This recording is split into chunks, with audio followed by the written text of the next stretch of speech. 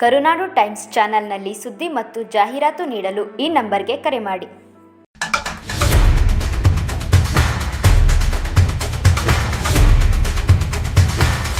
ನಾನು ಡಿ.ಕೆ. ಶಿವಕುಮಾರ್, ಡಿ.ಕೆ. ಸುರೇಶ್ ಅಣ್ಣ, ಬಾಲಣ್ಣ ನಮ್ಮ ಮಾಗಡಿ ಕ್ಷೇತ್ರ ಜನಪ್ರಿಯ ಶಾಸಕರು, ಇಕ್ಬಾಲ್ ಅಣ್ಣನವರು ರಾಮನಗರ ಕ್ಷೇತ್ರ ಶಾಸಕರು, ಮತ್ತು ಸಿ.ಪಿ. ಯೋಗೇಶ್ವರ್ ಅವರು ಚನ್ನಪಟ್ಟಣ ಶಾಸಕರು, ಇವರೆಲ್ಲ ಆಶೀರ್ವಾದದಿಂದ ನನಗೆ BDCC ಬ್ಯಾಂಕ್ನಲ್ಲಿ ಕಾಂಗ್ರೆಸ್ ಬೆಂಬಲಿತ ಅಭ್ಯರ್ಥಿಯಾಗಕ್ಕೆ ಅವಕಾಶ ಕೊಟ್ಟರು. ನನ್ನ ವ್ಯಾಪ್ತಿಗೆ ರಾಮನಗರಕ್ಕೆ 3 ಜನ MLAಗಳು ಬರ್ತಾರೆ. ಚನ್ನಪಟ್ಟಣ ಯೋಗೇಶ್ವರ್ ಸಾಹೇಬ್ರ ವ್ಯಾಪ್ತಿದು, ರಾಮನಗರ ವ್ಯಾಪ್ತಿಲಿ ಒಂದು 5 ಸೊಸೈಟಿ, ಇಕ್ಬಾಲಣ್ಣನ ವ್ಯಾಪ್ತಿದು, ಉಳಿಕೆ ಒಂದು 8-9 ಸೊಸೈಟಿ, 8 ಸೊಸೈಟಿ ನಮ್ಮ ಬಾಲಣ್ಣನ ವ್ಯಾಪ್ತಿಗೆ ಬರ್ತವೆ, ಮಾಗಡಿದು ಸೇರಿಸಿ. ಹಾಗಾಗಿ 3 ಜನ, ಅದಕ್ಕೂ ಪ್ರಮುಖವಾಗಿ ನಮ್ಮ ನೆಚ್ಚಿನ ಮಾಜಿ ಜನಪ್ರಿಯ ಸಂಸದರು, ಹಾಲಿ ಬೊಮ್ಮಲ್ನ ಅಧ್ಯಕ್ಷ ಆಗಿರ್ತಕ್ಕಂಥ ಡಿ.ಕೆ. ಸುರೇಶ್ ಅಣ್ಣವರು ಎಲ್ಲರೂ ಕೂಡ ಸೇರಿ ನನ್ನ ಕಾಂಗ್ರೆಸ್ ಬೆಂಬಲಿತ ಅಭ್ಯರ್ಥಿಯಾಗಿ ಅಂತ ಘೋಷಣೆ ಮಾಡಿ ಟಿಕೆಟ್ ಕೊಟ್ಟಿದ್ದಾರೆ. ಭಾನುವಾರ ಚುನಾವಣೆ ಮುಗಿತು, ನಮ್ದು ಅಧಿಕೃತವಾಗಿ 8 ಕ್ಷೇತ್ರಗಳಿಗೆ ಚುನಾವಣೆ ಮುಗಿದು BDCC ಬ್ಯಾಂಕ್ನಲ್ಲಿ 15ರಿಂದ 16 ಜನ ಕಾಂಗ್ರೆಸ್ ಬೆಂಬಲಿತ ಸದಸ್ಯರು, 18 ಜನಕ್ಕೆ ನಾವು 16 ಜನ ಕಾಂಗ್ರೆಸ್ ಬೆಂಬಲಿತ ಸದಸ್ಯರು ಅಂತ ಆಯ್ಕೆಯಾಗಿದ್ದೀವಿ. ನಾವು ಚುನಾವಣೆಯಲ್ಲಿ ಅವಿರೋಧ ಆಯ್ಕೆಯಾಗಿ BDCC ಬ್ಯಾಂಕ್ಗೆ 2ನೇ ಬಾರಿಗೆ ನಾನು ಕಾಂಗ್ರೆಸ್ ಬೆಂಬಲಿತ ಅಭ್ಯರ್ಥಿಯಾಗಿ 2ನೇ ಬಾರಿಗೆ ಅವಿರೋಧ ಆಯ್ಕೆಯಾಗಿದ್ದೀನಿ. ಒಂದು ಸೊಸೈಟಿಗಳು ಏನು ನನ್ನ ವ್ಯಾಪ್ತಿಗೆ 16 ಸೊಸೈಟಿ ಬರ್ತವೆ. ಇದನ್ನ ಇನ್ನೂ ದೊಡ್ಡ ಮಟ್ಟದಲ್ಲಿ ಯಾವ ರೀತಿ ಇದನ್ನ ಮುಂದುವರ್ಸ್ಕೊಂಡು ಹೋಗ್ಬೇಕು, ಲಾಭದಾಯಕವಾಗಿ ನಡೆಸಬೇಕು ಅನ್ನೋ ವಿಚಾರಕ್ಕೆ ನಮಗೆ ಸಂಪೂರ್ಣವಾದ ಸಹಕಾರವನ್ನ ತಮ್ಮಾಜಣ್ಣವರು, ರವೀಣ್ಣರು ಕೊಡ್ತಾವ್ರೆ.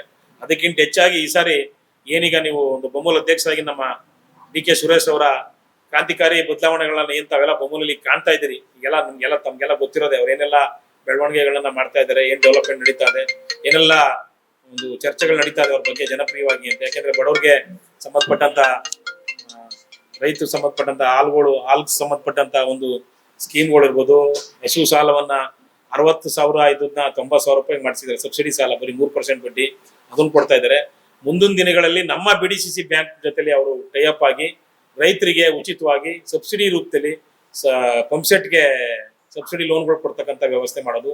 SH ಭಾರಿ ದೊಡ್ಡ ಮಟ್ಟದಲ್ಲಿ ಉತ್ತೇಜನ ಮಾಡಿ ಎಲ್ಲಾ SH ಇರೋರು ಕೂಡ ಯಾವುದೇ ಮೈಕ್ರೋ ಫೈನಾನ್ಸ್ ಕಂಪ್ನಿಗಳ ಜೊತೆಲಿ ಟೈಅಪ್ ಆಗ್ತಾನೆ BDCC ಬ್ಯಾಂಕ್ ಜೊತೆಲೆ ವ್ಯವಹಾರ ಮಾಡ್ಕೊಂಡು ಹೋಗ್ಬೇಕು.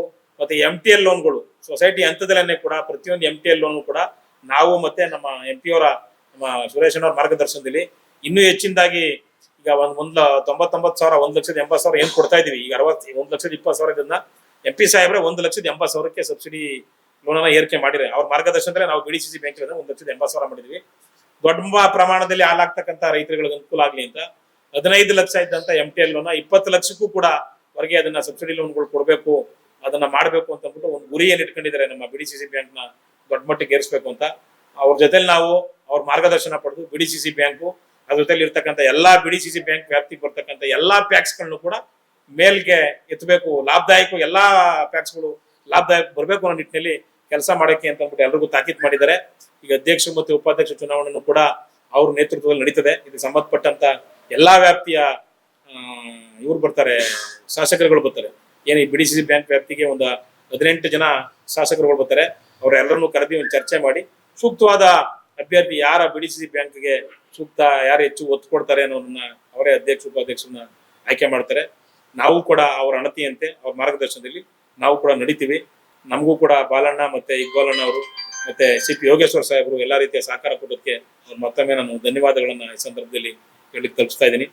ಹೈಕಮಾಂಡ್ ನಮ್ಗೆ MP ಸಾಹೇಬರು ಇದ್ರ ನೇತೃತ್ವ ವಹಿಸ್ಕೊಂಡು ಅಧ್ಯಕ್ಷರು ಯಾರು, ಉಪಾಧ್ಯಕ್ಷ ಯಾರು ಅನ್ನೋದನ್ನ ಅವರೇ ಡಿಸೈಡ್ ಮಾಡ್ತಾರೆ. ಅದು ಸಂಬಂಧಪಟ್ಟಂತ ಯಾರು MLAಗಳು ಬರ್ತಾರೆ, ಬಾಲಣ್ಣ, ಇಕ್ಬಾಲ್ ಅಣ್ಣ, ಸಿ.ಪಿ. ಯೋಗೇಶ್ವರ್ ಸಾಹೇಬರು, ಈ BDCC ಬ್ಯಾಂಕ್ ವ್ಯಾಪ್ತಿಯ ಎಲ್ಲಾ MLAಗಳು ಕೂತು ಡಿಸೈಡ್ ಮಾಡ್ತಾರೆ. ಇನ್ನು ಚುನಾವಣೆ, ಅಧ್ಯಕ್ಷ ಉಪಾಧ್ಯಕ್ಷ ಚುನಾವಣೆ ಇಂಥ ದಿನ ಅಂತ ನಿಗದಿಯಾಗಲೇ ನೋಟಿಸ್ ಬಂದಿದೆ. ನನ್ನ ವ್ಯಾಪ್ತಿಗೆ ಬರ್ತಕ್ಕಂಥ 16 ಸೊಸೈಟಿಲಿ ಒಂದು 5 ಸೊಸೈಟಿಗೆ ಇನ್ನ ಸ್ವಂತ ಕಟ್ಟಡ ಇಲ್ಲ. 4-5 ಸೊಸೈಟಿಗಳಿಗೆ ಅದನ್ನ ನಮ್ಮ ಆ ಭಾಗದ ಶಾಸಕರು, ನಮ್ಮ ಜನಪ್ರಿಯ ನಾಯಕರಾದಂಥ ಬಾಲಣ್ಣ ಅವ್ರಿಗೆ ಹೇಳಿದೀನಿ. ಅವರು ಕೂಡ ಎಲ್ಲಾ ಸೊಸೈಟಿಗಳಿಗೆ ಹೊಸ ಬಿಲ್ಡಿಂಗ್ ಕಟ್ಟಲಿಕ್ಕೆ 15ರಿಂದ 20 ಲಕ್ಷ ಗ್ರಾಂಟ್ನ ಪ್ರತಿಯೊಂದು ಸೊಸೈಟಿಗೂ ಕೊಡ್ತಾವ್ರೆ. ಈಗ ನಮ್ಮ ಕ್ಯಾಸಾಪುರ ಅಧ್ಯಕ್ಷ ಇಲ್ಲೇ ಅವರೇ, ನಮ್ಮ ಮೂರ್ತಣ್ಣ ಅವರೇ, ಜಗಣ ಅವರೇ, ಅದಕ್ಕೂ ಕೊಡ್ತಾ ಇದೀವಿ. ಈಗ ಲಕ್ಷ್ಮೀಪುರ ಅಧ್ಯಕ್ಷರು ಮತ್ತೆ ನಮ್ಮ ಮುಖಂಡರ ಗುಂಡಣ್ಣ ಅವರೇ, ಅವರಲ್ಲೂ ಕೂಡ ಒಂದು ಹೊಸ ಕಟ್ಟಡವನ್ನ ಮಾಡ್ಬೇಕು ಅನ್ಕೊಡ್ತೀವಿ, ಅದಕ್ಕೂ ಕೂಡ ಗ್ರಾಂಟ್ ಕೊಡ್ತೀವಿ ಅಂದವ್ರೆ. ನಾವು ನಮಗ್ ಗೊತ್ತಿರ್ತಕ್ಕಂಥ ರಾಜ್ಯಸಭಾ ಸದಸ್ಯರು, ವಿಧಾನ ಪರಿಷತ್ ಸದಸ್ಯರುಗಳ ಹತ್ರ ಗ್ರಾಂಟ್ ನ ಜನರೇಟ್ ಮಾಡಿ ಒಂದು 4-5 ಏನು ಬಾಕಿ ಉಳ್ಕೊಂಡಿರ್ತಕ್ಕಂಥ ಪ್ಯಾಕ್ಸ್ ನ ಕಟ್ಟಡಗಳೇನು ಬಾಕಿ ಉಳ್ಕೊಂಡಿದೆ ಪೆಂಡಿಂಗು, ಅವನ್ನ ಸುಸಜ್ಜಿತವಾಗಿ 1,90,00,000 75 ಲಕ್ಷದಲ್ಲಿ ಆಯಾ ಊರಿನ ತಕ್ಕ ಮಟ್ಟಿಗೆ, ಆಯಾ ಗ್ರಾಮದ ತಕ್ಕ ಮಟ್ಟಿಗೆ ಹೊಸ ಸುಸಜ್ಜಿತವಾದ ಒಂದು ಕಟ್ಟಡವನ್ನ ಕಟ್ಟಬೇಕು ಅನ್ನೋ ಒಂದು ಗುರಿಯನ್ನು ನಾನು ಕೂಡ ಇಟ್ಕೊಂಡಿದ್ದೀನಿ. ಆ ನಿಟ್ಟಿನಲ್ಲಿ ಕಾರ್ಯೋನ್ಮುಖವಾಗಿ ಕೆಲಸ ಮಾಡಲಿಕ್ಕೆ ಎಲ್ಲರೂ ಕೂಡ ಸಹಕಾರವನ್ನು ಕೊಡ್ತಾ ಇದ್ರೆ ನಾನು ಕೂಡ ಕಾರ್ಯೋನ್ಮುಖವಾಗಿ ಕೆಲಸ ಮಾಡ್ಲಿಕ್ಕೆ ತಯಾರಿದ್ದೆ. ನನ್ನ ವ್ಯಾಪ್ತಿಯಲ್ಲಿ ಬರ್ತಕ್ಕಂಥ ಸೊಸೈಟಿಗಳು ಯಾವ 16 ಸೊಸೈಟಿಲಿ ಒಂದು ಸೊಸೈಟಿ ಅಕ್ಯುಮಿಲೇಟ್ ಲಾಸಲ್ಲಿ ಇತ್ತು, ಒಂದು ದೊಡ್ಡಗಂಗೋಡಿ. ಅದನ್ನು ಕೂಡ ಈಗ ಮೇಲ್ಕೆತ್ತಿ ಲಾಭದಾಯಕವಾಗಿ 1 2 ಲಕ್ಷ ಲಾಭ ಬರೋ ಮಾಡಿದ್ವಿ. ನನ್ನ ವ್ಯಾಪ್ತಿಲಿ ಇರ್ತಕ್ಕಂಥ ಯಾವ ಸೊಸೈಟಿಗಳು ಕೂಡ ಲಾಸಲ್ಲಿ ಇಲ್ಲ ಎಕ್ಸೆಪ್ಟ್ ಮಾಕ್ಲಿ.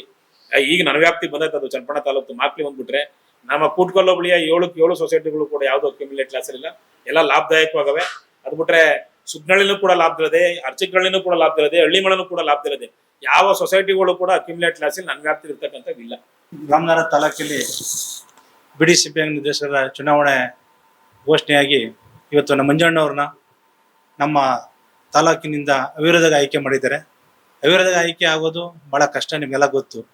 ಜನ ಯಾಕೆ ಅಂದರೆ ಅವ್ರ ಮೇಲೆ ವಿಶ್ವಾಸ ಇಟ್ಟು ಎಲ್ಲ ನಮ್ಮ BDC ಬ್ಯಾಂಕ್ ಸದಸ್ಯರುಗಳೆಲ್ಲ ಸೇರಿ ಅವ್ರನ್ನ ಆಯ್ಕೆ ಮಾಡಿ ಅವಿರೋಧವಾಗಿ ಕಳಿಸಿದ್ದೀವಿ.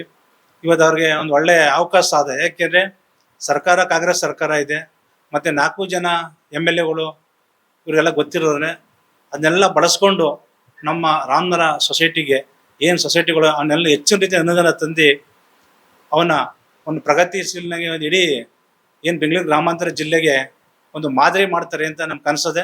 ಅದನ್ನ ಅವ್ರು ಯಶಸ್ವಿಯಾಗಿ ನಡೆಸ್ಕೊಡ್ಬೇಕು ಅಂತ ನಮ್ಮೆಲ್ಲರ ಮುಖಾಂತರ ಅವ್ರನ್ನ ಕೇಳ್ಕೊತಾರೆ.